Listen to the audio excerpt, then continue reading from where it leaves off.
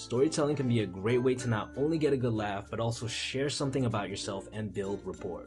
Stories are great because you can hold a punchline all the way to the end. People usually never see it coming because they're so focused on the actual story. The easiest stories that can induce humor are embarrassing or absurd stories. Now, the key to pulling off a great, funny story is to learn how to tell a story properly. Teasing is an extremely effective form of humor that has to be used very carefully. Basically, you point something out about a person and you make fun of it.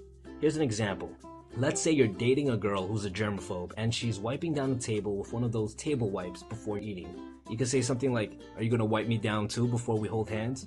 You have to be very careful about teasing people because it can easily come off as offensive. The key here is to have good intentions behind the joke.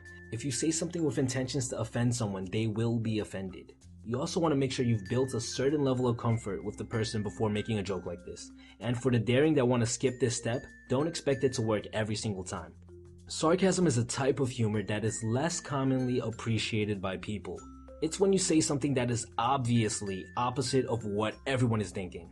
Here's an example. I used to be a door-to-door salesman, and there would be days where the weather was just terrible. It would be pouring outside and I would be drenched, and I still had to knock on doors. So my favorite one-liner was, "Hi, nice to meet you. Beautiful weather, right?" Now, when it comes to sarcasm, some people simply won't get it. People who do like sarcasm usually love sarcasm, but they are far and few in between. The key here is to emphasize keywords and also to limit the amount of sarcasm you use. Many people simply do not like sarcastic people.